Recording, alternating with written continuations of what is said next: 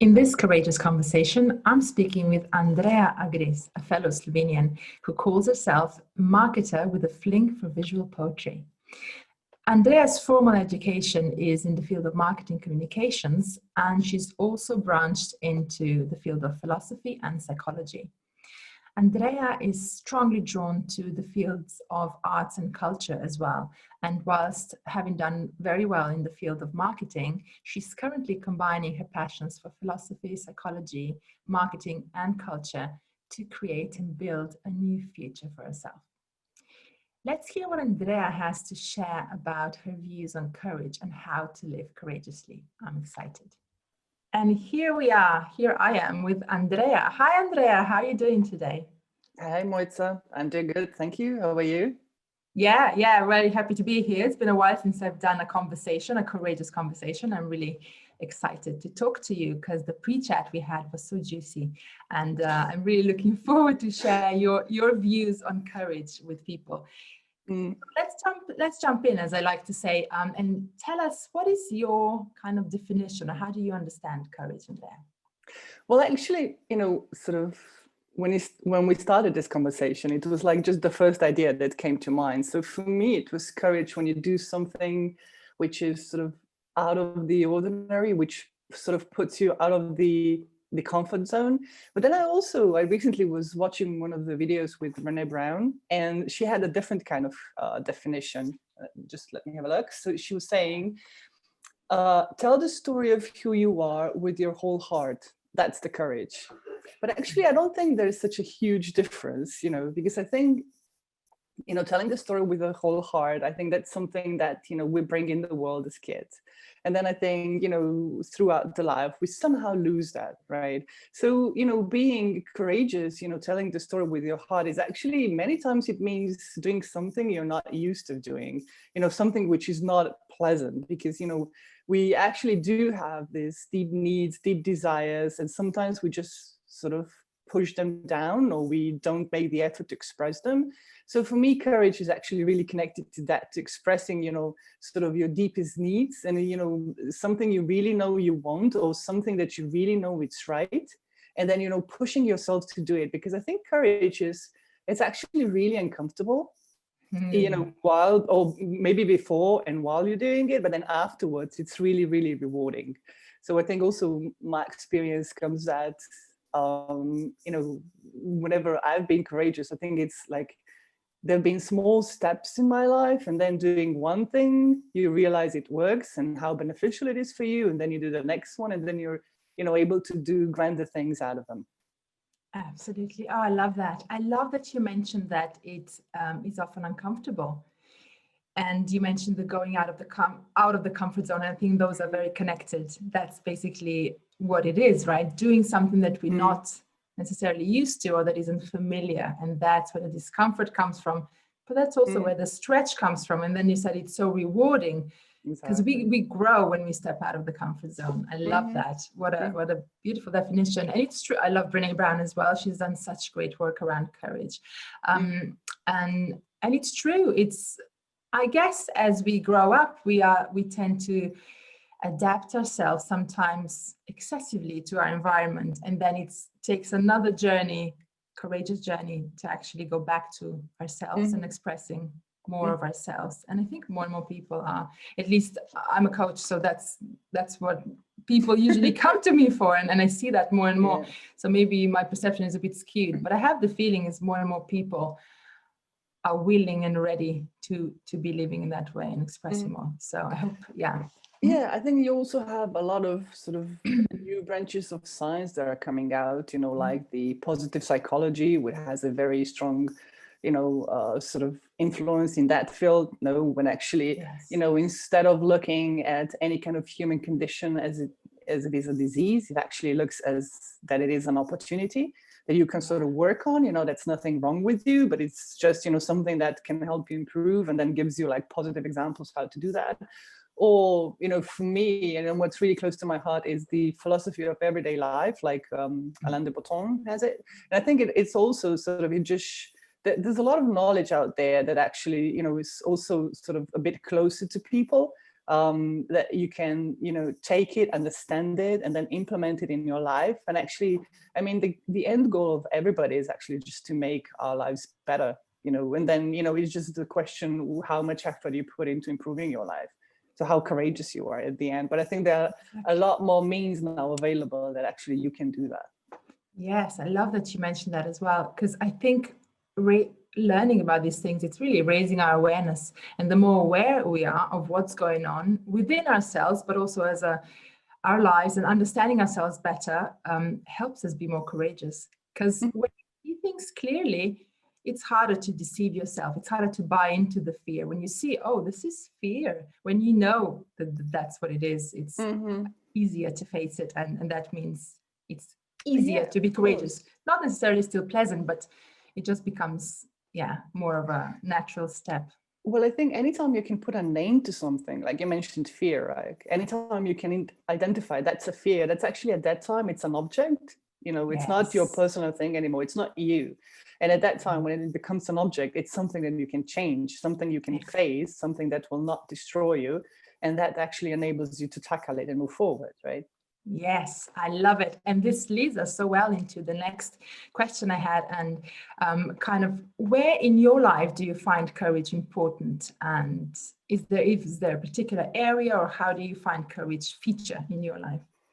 Well, I think it's most important in my personal life, definitely, always, because that's the starting point for everything around it, right? And I've had some difficult situations in my life, and I learned a lot about them, from them. I learned a lot about me, and I think also when it was really sort of because maybe I was even a bit lazy before, because then when I was actually confronted with a difficult situation, at that point, I actually really had to push myself, which I, have never done before. So that goes so together with me with the courage, because when you're really forced to do something, then you have actually two choices, right? Whether you'll sustain in that really uncomfortable situation, or you'll do something about it, right? And it doesn't have to be immediately, but just at least that you sort of slowly get to a point, which was like a tipping point, when at a certain moment, actually, that you get the courage and you do the thing that actually you want to do, even if it's very, very difficult for you to do. So that's why I'm saying everything comes from my, personal life, my personal experience, with my family, my career, or anything around that. That's where sort of courage is the most important for me. Absolutely. And I mean, personal life, everything ripples out from there, isn't it? Our personal life influence, it's who we are, how we being in the world. It affects everything in our life, I think, and everyone we come in contact with. I wrote something down that you said last time, and it was similar to what you said. What was it again? No, I don't know. I had it and I thought I had it written down. Anyway, I don't have it right now, but it will come to me for sure. That's how thoughts run. But maybe share with us, Andrea, because you hinted a little bit at personal life situations and things that happen that make you be courageous. Actually, you said when you have, that was the thought. You see, it's already there. You said you are in the tough situation and you're either uncomfortable there, or you choose to take the courageous action and change it. And I see that as such. I had this epiphany some time ago. It's like, oh my God, we always have, we're always going to be faced with some sort of discomfort. But the question is it going to be a discomfort of kind of sliding backwards, or this growing discomfort of a situation that you're not supposed to be in anymore? So if you're not growing, I feel that you start sliding backwards. Things start to fall a little bit, deteriorate around you, because we are kind of made to grow in life. And if you're not, you're going to start to feel it.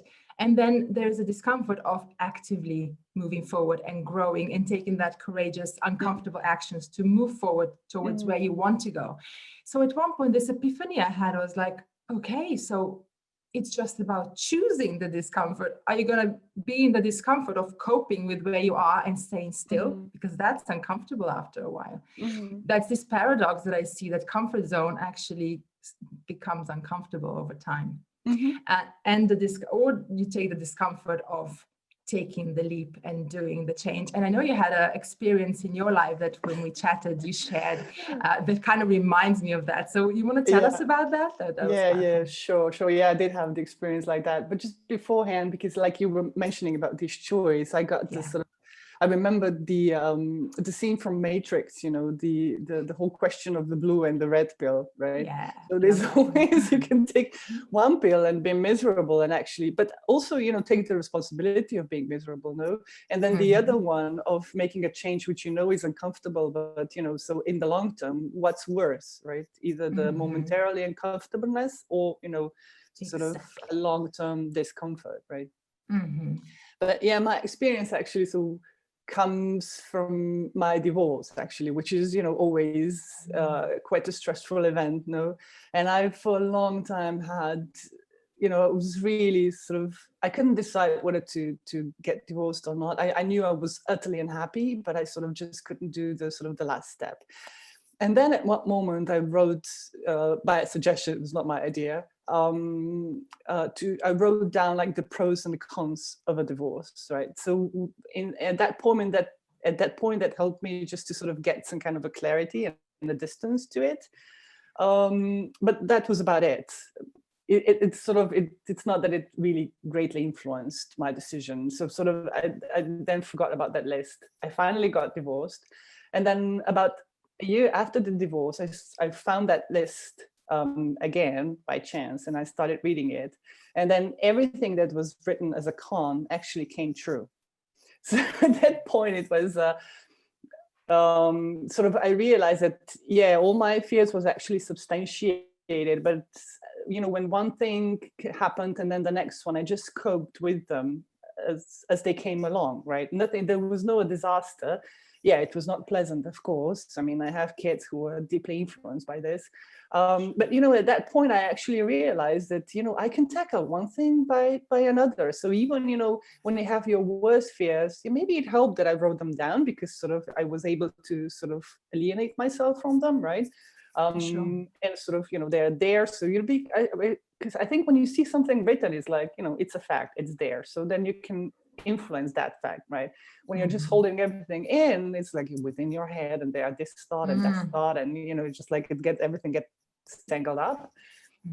But that was, you know, the biggest sort of learning from me, that I can cope with this, right? All the fears that I had before, everything came true and I survived everything. You know, for me, that was like one of the biggest generators of, you know, I can do whatever, almost like whatever I want. That's amazing, isn't it? It gives you that reference point. Once you do, the more you are courageous, the more you see, oh my God, you have this reference point. I did it, I can do it. And all the learning that comes with it, right? And it's so interesting. You said, yeah, when you wrote down those fears, which were the cons, obviously, right? The pros and cons. And even though they didn't impact necessarily your decision, but it's facing, I think you said it when we chatted before as well, it's facing the fear then helps you to be courageous and overcome it. It's basically seeing it, facing. And I think that's so common as well, that it has people stuck in those circumstances that they don't like. They're afraid to even face it. So I think the first courage needed is to even face it. What are you considering? So anyone listening, what is it in your life perhaps that you may need to face?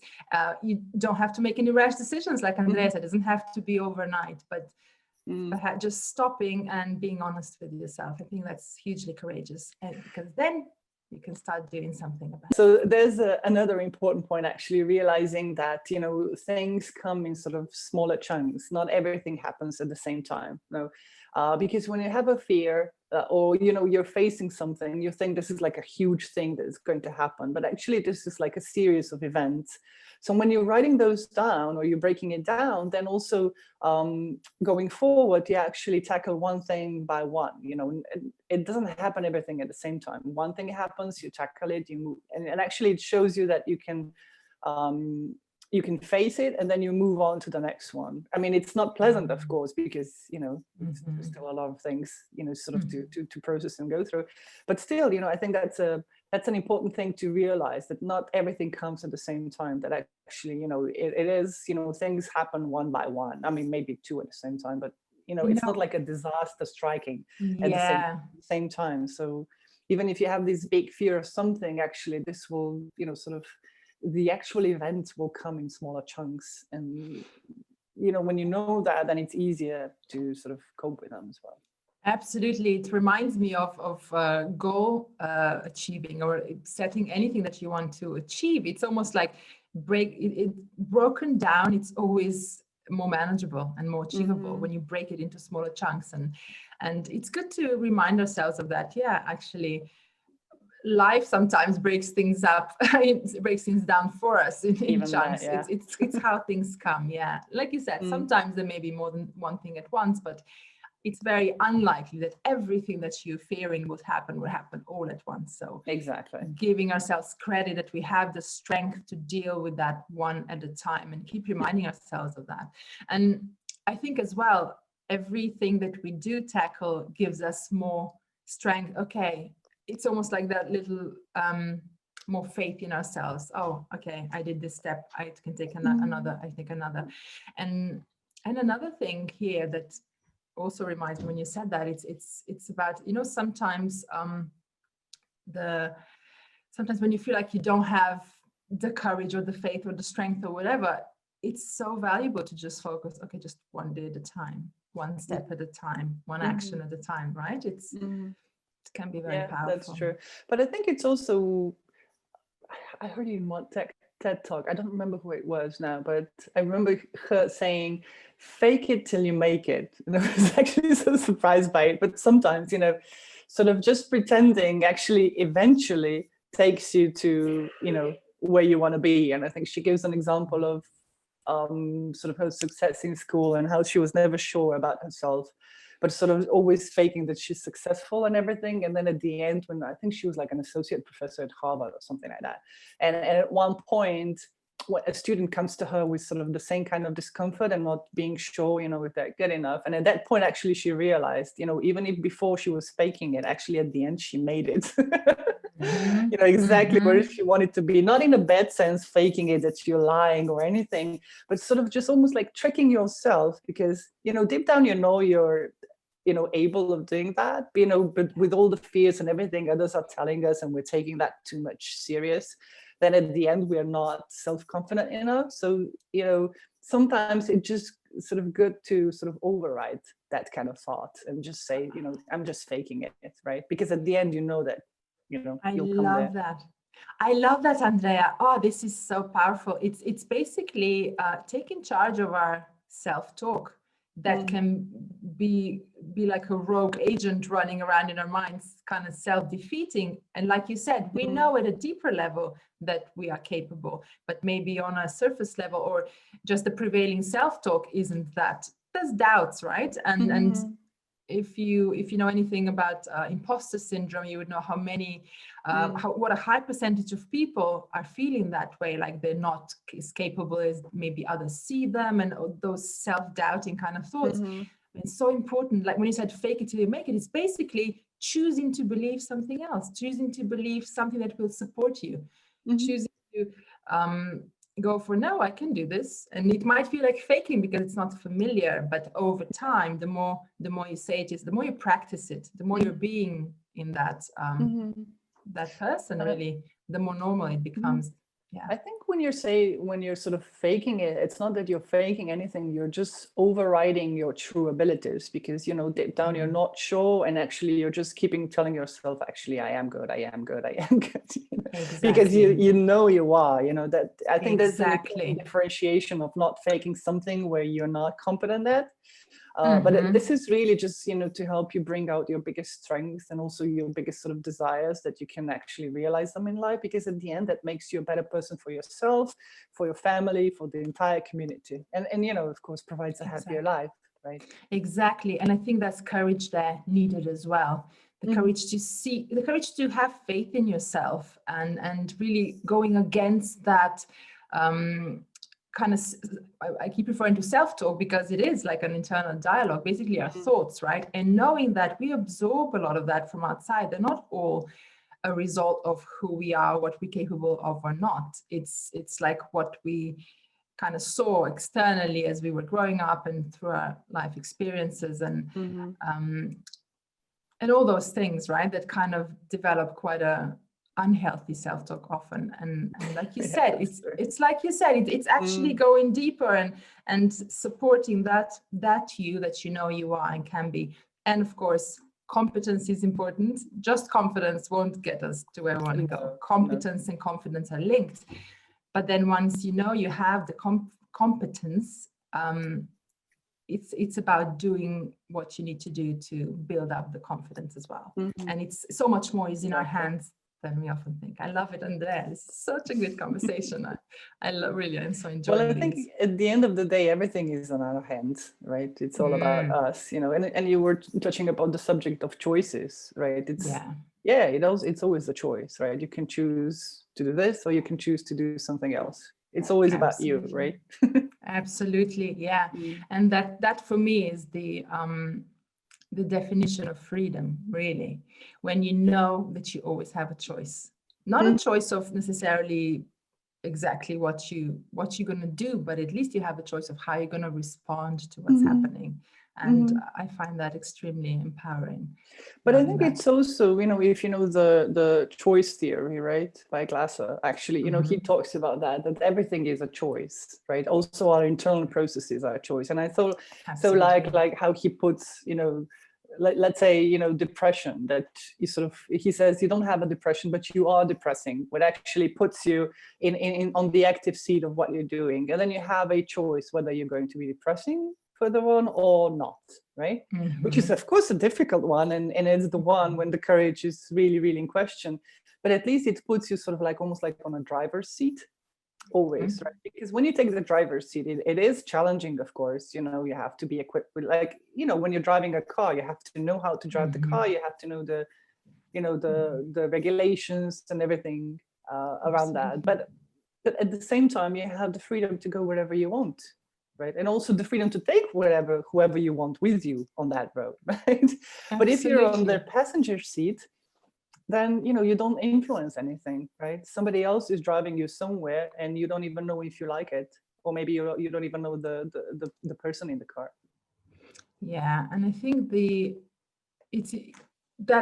that's the power of realizing that we have a choice, is taking a claim of the wheel that is actually your life. So, and when you mentioned depression, anybody who's experienced it, not minimizing the experience, that can be very debilitating, but even stepping into that position of having choice, it can be, I'm going to ask for help versus I'm going to struggle through this alone and maybe not make it. So it's about making the choices, however small, of even maybe saying it to someone and reaching out. So there's always a choice. So that's the bottom line. Yeah, that's true. For the take here. And in NLP, I'm a very keen, I love NLP, and it's based a lot around this, that we are actually creating our experience of reality by how we're responding, and of course by the filters that we have, which all depend on our previous experience and how we grew up and all those different things. And it's a very empowering perspective to know that we have a choice. And I want to stress here that we don't necessarily have control over how things will turn out. I think that's that will probably be magic if we could control everything that happens. But we do have control of our thoughts. In just now, if we think, okay, think of, I don't know, someone you love, you can do that, right? Think of a pleasant experience, think of an unpleasant. Basically, by the virtue of the fact that we can direct our thought like that at will, means we actually have a choice, just being aware of it. And then when we choose our thoughts, we affect our feelings, and through that we affect what we're capable of doing. And of course, the actions we take then shape our results. But let's move on in our courageous conversation. I wanted to ask you, Andrea, This is such great stuff that you're sharing with us. I really love it. What are some of your tools, if you have any, kind of how do you manage to stay courageous when things are hard and when you're perhaps feeling fearful? What would you have to say? No, that's a tough one. Yeah, just anything that helps you. And I know you shared some already, is the awareness that things come in chunks, for example, but yeah, what else? I'm not sure if I have like really a tool. I would say the majority, at least now, really comes from my experience. And I would say why it comes from the experience, because, you know, when I sort of was pushed to the, let's say, to the area where I was really uncomfortable, I had to do something about it. So I think now I can do things before I come to that, you know, drastic moment, because I know that, you know, where it leads, and I know that actually I have the influence over everything. So I think that gives me the self-confidence to do sort of courageous things.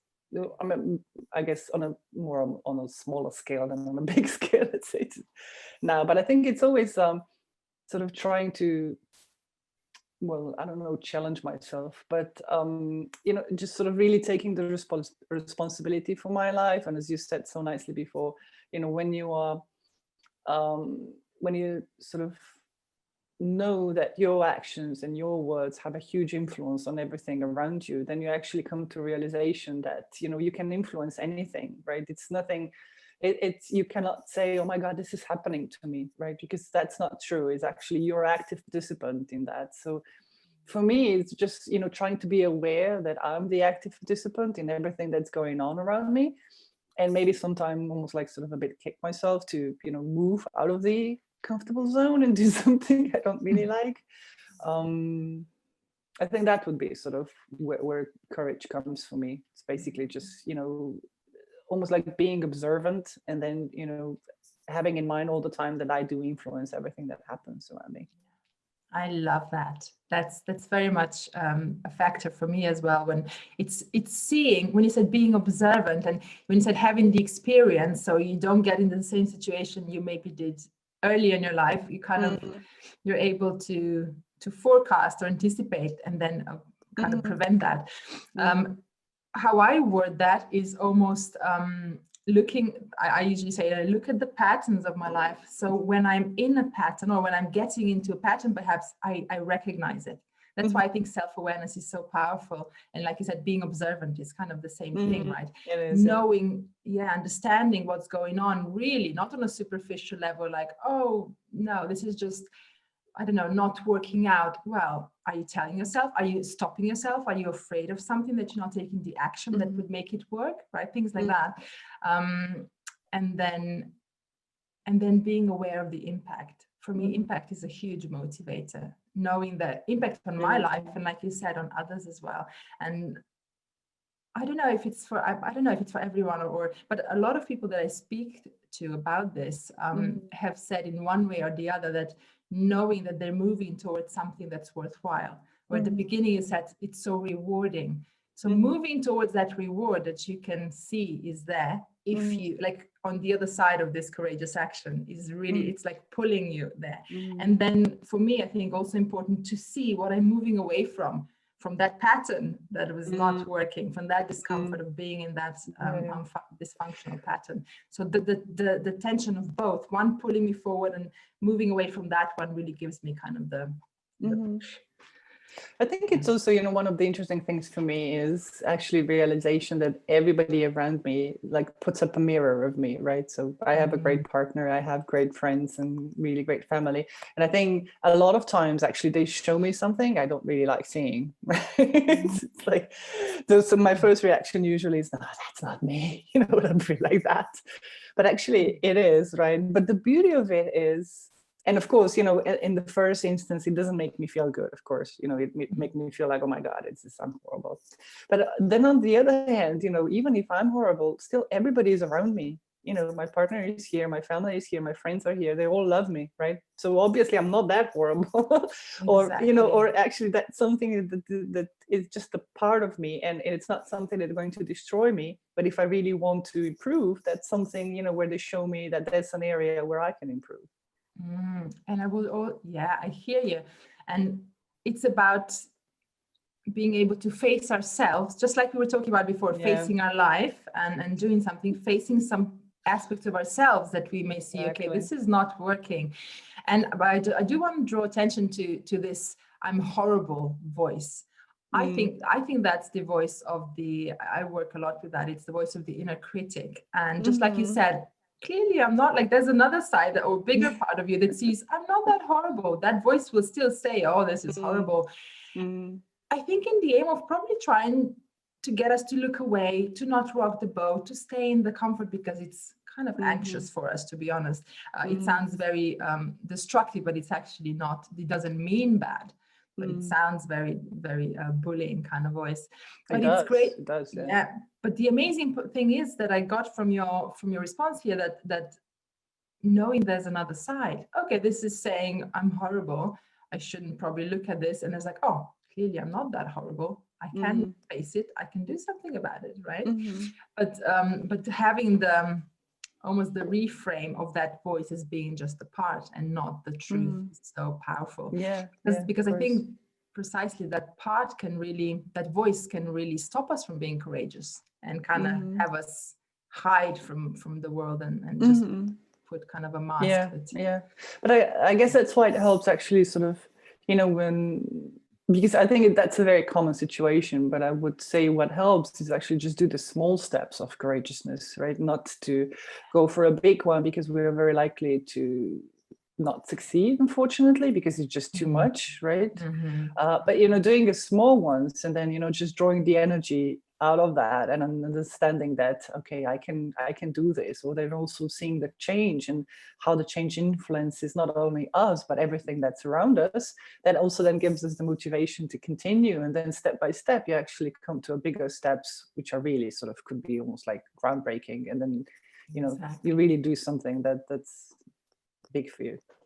Exactly. And also the little steps add on to each other, and then build up and make a bigger change little by little. I love that.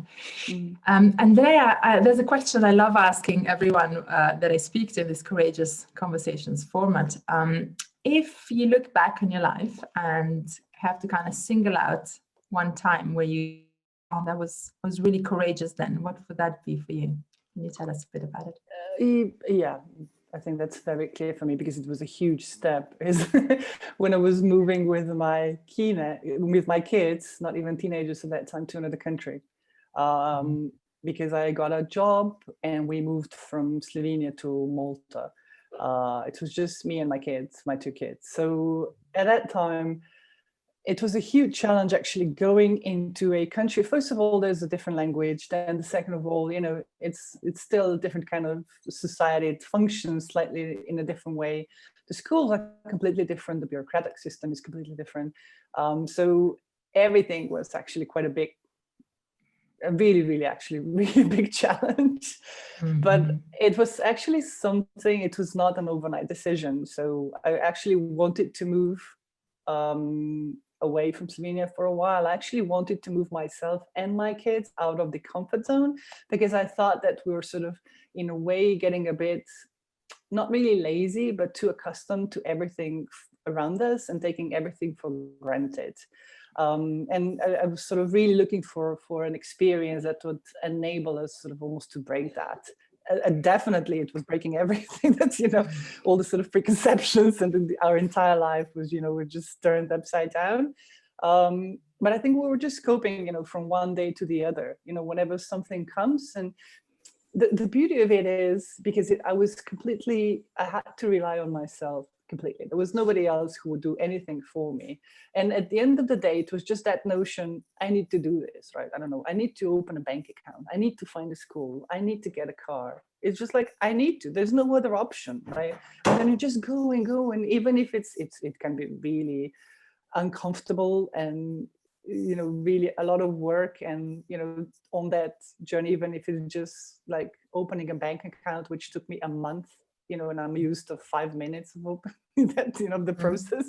It was just being, in there, and just consistently just saying, but I have to have that, and I need to come there, right? I think that was like the biggest driver force. But then also on the other hand, what was really challenging is sort of to be the positive influence to my kids, because it was really difficult for them. Okay, my son was pretty much fluent in English, but my daughter was not at all. So she came into an English school and she couldn't understand anything. And she's very social. And it was really difficult for her not being able to express herself and not also to understand others. So, just to be supporting her, during that journey, but also, during sort of everyday things, even, going shopping, now you think that's something completely normal. No, for us, it was actually almost an adventure. We had to find a shop because it's not that easy. The streets in Malta are like horrible. There's no way you can make a sense out of them. I mean, after 2 years and a half, I mean, I barely know that I can drive without the GPS now in Malta, but when we came, no way. So everything new environment. Yeah. Everything was a huge challenge. But what I was always saying to my kids is that it's an adventure, right? So I actually, instead of putting the negative tone to it, it's like a challenge and something difficult and we don't know whether we'll succeed or not.